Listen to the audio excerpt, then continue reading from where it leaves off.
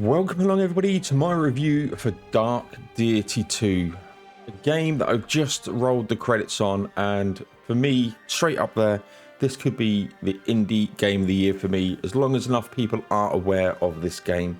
I had a great time playing this game, about 35 hours I think it took me to roll the credits, and it was an absolutely insane experience, really enjoyable. We're going to talk about the animations, the music, the voice acting, the story, the gameplay, and overall just my sort of summary of the game and why I enjoyed this so much. And yeah, if you're interested in this game, there will be a link in the description down below. I'm going to roll some background footage of just the first part, so spoilers will be just for the first mission. I've even just sort of taken away the the story elements. You're just going to see the battles, so no spoilers in that sort of sense.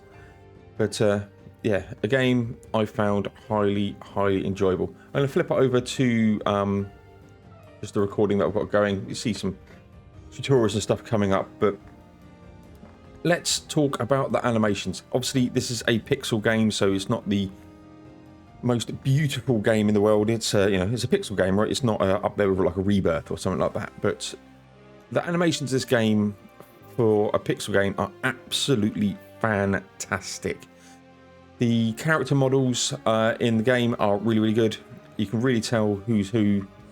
The actual character models when they're talking and in the cutscenes are really well drawn, really good. But for me, and say why this is animations and not graphics, is just everything's really satisfying. So like you get Cassandra, and I ended up having her as a ritualist. At the start, she puts her dagger in, and you could feel that impact of the animations hitting, which was just phenomenal. And it just, that got me hooked. You know, that battle animation, as you're seeing now on the screen, really well drawn. And yeah, just like the flash you saw just then, it makes that seem like it's got a really good impact. And it's just absolutely fantastic. You know, not really played too many pixel games like this, and yeah, that just took it to a next level for me. It was absolutely outstanding, really good. Kudos to the team for doing that, and just to say the way that they set up the attacks were just brilliant. Even like the direct ability attacks of something like what was it, Arthur, and he could drop his lunar reeve down. You know, it was just really well done, really good, really pleased. You obviously can hear the music in the background. I want to touch that quickly next. This is the sort of the theme music from just the game. I've got the game open at the background, just running through the sort of the opening sort of music, and it's not exceptional. This track is, and there's some in there that are really good, but it's more passive. It's more there in the background. Don't really notice it a whole lot sometimes, as probably the weakest part of the game, because it's not as good as the other stuff. But that's not saying that the music is bad. It's just not as good as some of the other sort of sound animation, or the sounds and all of that stuff. But it's just, oh, you know, this, whenever I hear this when I was sort of booting up the game, you know, it got me pumped, ready to go, because it's just really good. With sort of the sounds, we're going to talk about the voice acting, and the voice acting for me again sets this game up above a lot of the others. Every single character is voice acted. Every single character is voice acted particularly well, really good. You know, like Gwyn's voice actor was really good. Whole of the Order was just well voice acted. Different accents, so when you got to, you know, the different races, you could tell they were different races. It's really well done. Obviously touched on sounds as well. You know, just the hitting of, you know, when you're hitting an enemy, that sound is just phenomenal. But yeah, the voice acting for me is just up another tier. The only gripe I have about the voice acting is all of the Bonds weren't voice acted. I'd loved for that, well, the Bond cutscenes to be voice acted instead of having to listen to me talk.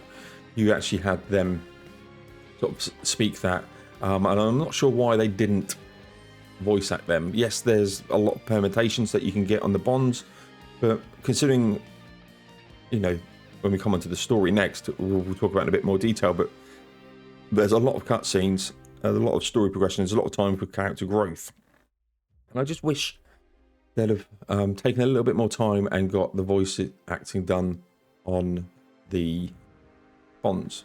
But barring that, voice acting, top tier, really, really good. Can't really complain much more than that. We're going to talk about the story now. Again, real short review, but talk about the story. When we first started, I was like, where's this going? I've never played Dark Deity before. So this is obviously Dark Deity 2. And you don't need to play Dark Deity 1 to understand Dark Deity 2.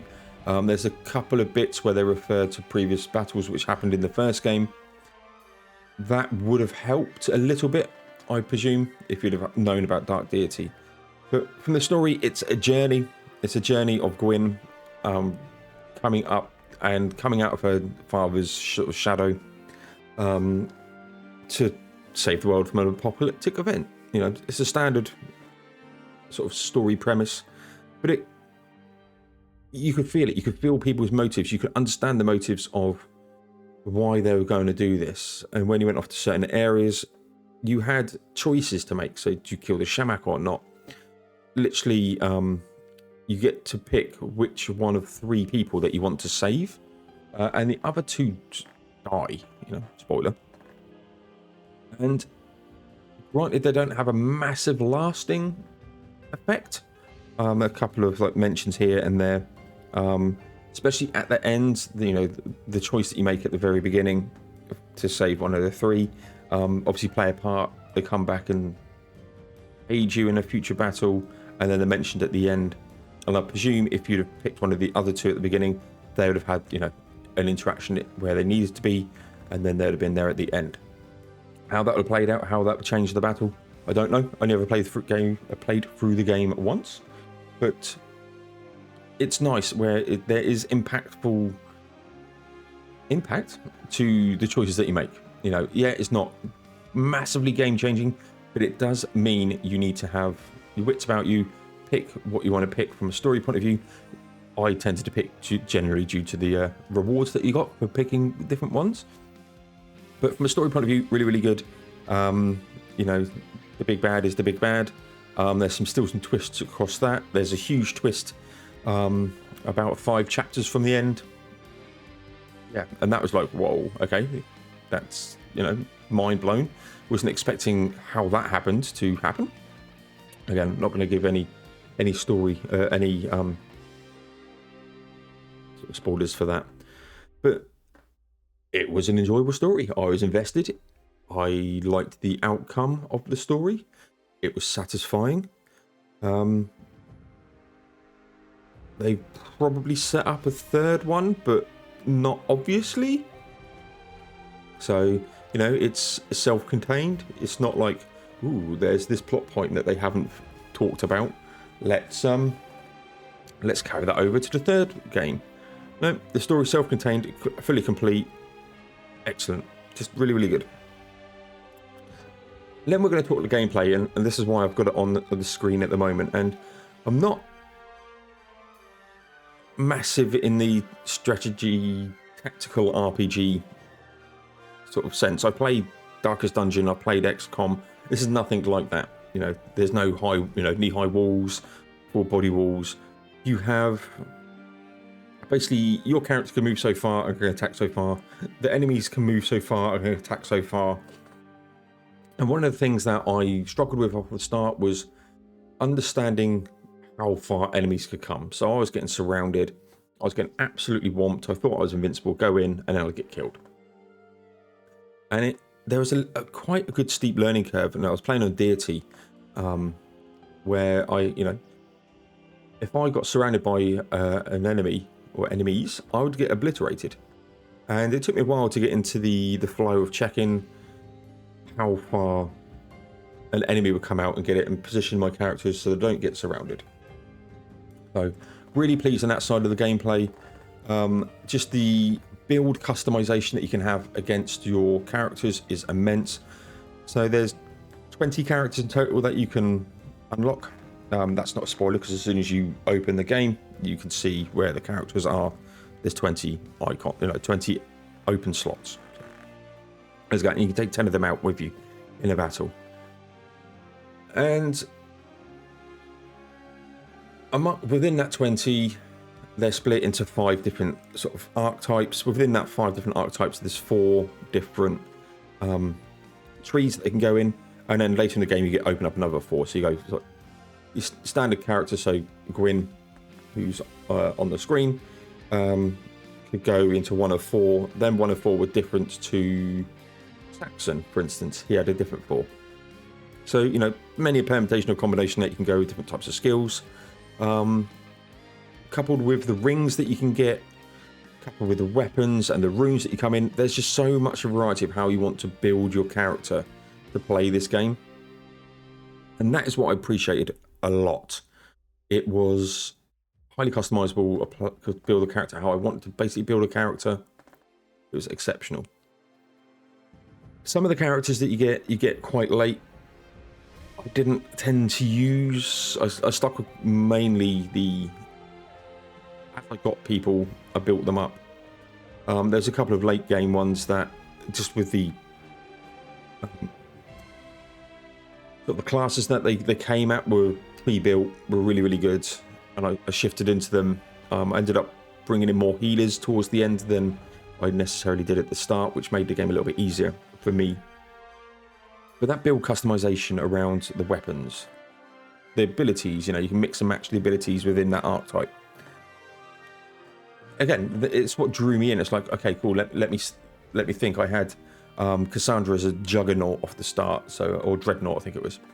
It's like a tank, and then actually no, she's not. Not getting her stats as quickly because there's a percentage-based level system. So I didn't have it as static. I had it as fluid. So every time you level up, there's a percentage chance of you getting a level or an attribute point in a certain stat. And she just wasn't getting it. So I went, okay, cool. She's not getting that. Let's shift it over to the rich list, which is like one of the archetypes that you can get. And she was an absolute beast from there. It's like, wow, okay, cool. Yeah.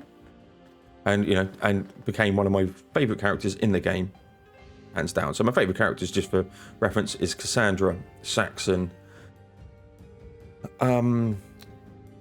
Arthur, and Alden. They just become beasts. One of the problems with the gameplay that I had is, especially on Dark Deity mode, this isn't really applicable on Demonic, but is Gwyn. If Gwyn dies, it's game over. Now in Demonic, if one person dies, it's game over. It meant I didn't want to push her to the front line all the time, and even on like the final boss, I had to end up restarting that purely because I overextended her, and she got obliterated by some really strong characters. Got 2 tapped basically and died. So that was a little bit annoying. Other sort of things that are a little bit annoying is you can get like on the screen we've already got a chest, but you can get chests and there's challenges that you can do at the start that I found are really, really important to get, and then towards the end it was like, do I need another rune that I can buy in the shop for no money, really? It's like, okay, I don't really need to 100% concentrate on getting all of the challenges done. There's a character in the game that you can just farm money for. Well, you just never run out of money with her in the party. So getting like a challenge that meant I had to do to get money for was pointless. So there's that. We're about to exit on the screen. So what I'm going to quickly do is just skip forward to this battle, because what I don't want to do is spoil any of the story, and we're close to wrapping up anyway. So gameplay wise, it is the bread and butter of this game. It is phenomenal, absolutely brilliant. And if you want a game that just has solid gameplay from a tactical point of view, then this is the game for you. As I said at the start, we're going to go into sort of minor wrap-ups. Overall, we've been feasting so far this year. There's 2 independent games that have just been outstanding for me this year. Door Kickers 2 and this. And this game vibes me a little bit more than Door Kickers 2, only slightly. Door Kickers 2 is still massively a brilliant game. Go and play and buy that if you haven't. But as I said at the start, for me, this will be hard pushed. For me, so the types of games that I play, sorry. This will be my independent game of the year, I reckon, for 2025. It's that good. I'm going to replay the hell out of this game. I'm going to do challenge runs. I'm going to do run on demonic. And like, for instance, and I'll just talk about challenge runs briefly. You can go in and you can just randomize the stats. So Valeria on there, she gets a heal ally for 21, and she gets her ability is Shadow Step, increased dodge, but she gets 15% power while at full health. That gets randomized. So if you were to do the randomized, you won't get that heal, and you won't get that more power at full health. That's randomized. So she could get the last character that you get very late in the game, get their abilities. It's just like, wow, okay, cool. A lot of customization. You can randomize how strong the enemies are. You can randomize the loot that they get. Again, replayability of this game is just phenomenal, which is why I think it takes it above Door Kickers 2, because Door Kickers 2 for me is a one and done sort of game, whereas this is not. This is phenomenal, and it's a game I highly recommend. It's a game I'm going to be playing for years to come, just doing challenge runs, as I've said, and just go out and support your independent developers. I think that's the shift for me personally over the last couple of years, is actually, you know, these AAA studios are bringing out bug fests that are just not satisfying enough. They're not optimized well enough. And this is just a complete package. There were a couple of bugs off the start, apparently, you know, on release, which I never saw. They'd patched them out by the time I got to the areas where they were, you know, being affected. For instance, there's one where you have to go and put some fires out, and you couldn't go on one of the tiles, so you couldn't sort of progress. As a bug. That's gone. I had no bugs, no issues, no nothing. Just all I had was an amazing time. And I'm sad that it's sort of come to an end, you know. That first playthrough, that first experience means everything on a game. You either get tainted by it or you just enjoy it. And this was just 100% enjoyment. Yeah. You know, you'd go in, your battles would be 40 minutes long or so. 30 to 40 minutes, then you'd have probably 10 minutes of story progression, cutscenes and stuff, which really sets you up and you understand why you're in that next battle so well. It's just really good. Really, really good. I highly recommend you pick this game up. If you haven't seen it, I've got a full playlist of the game coming out. It comes out every other day, 35 parts. Please check it out. Always helps the channel. If you have enjoyed the game and you've enjoyed my review, you've enjoyed that, please hit the like. Please subscribe. It really helps. Go and help your small independent content creators as well. It's not all about the people who've got millions and millions of sort of subscribers. Go and help out the little folk every now and then. But yeah, my name's Paul. I play games. This has been Dark Deity 2. Fantastic game. Going to be plenty more of it on the channel. And yeah, go and pick it up. Just 100% slam dunk recommendation. My independent game of the year so far for 2025. Can't give it any more higher praise than that. I'll be checking out the studio, what else they bring out. I'll be checking out Dark Deity 3 when they develop that and bring that out, because with the success of this, there's going to be a Dark Deity 3. And I reckon you should go and check it out. So thank you very much. As I said, like, comment, subscribe, all that good stuff. Really does help me out. And yeah, expect to see some more Dark Deity 2 on the channel shortly. And I'll see you all in the next one.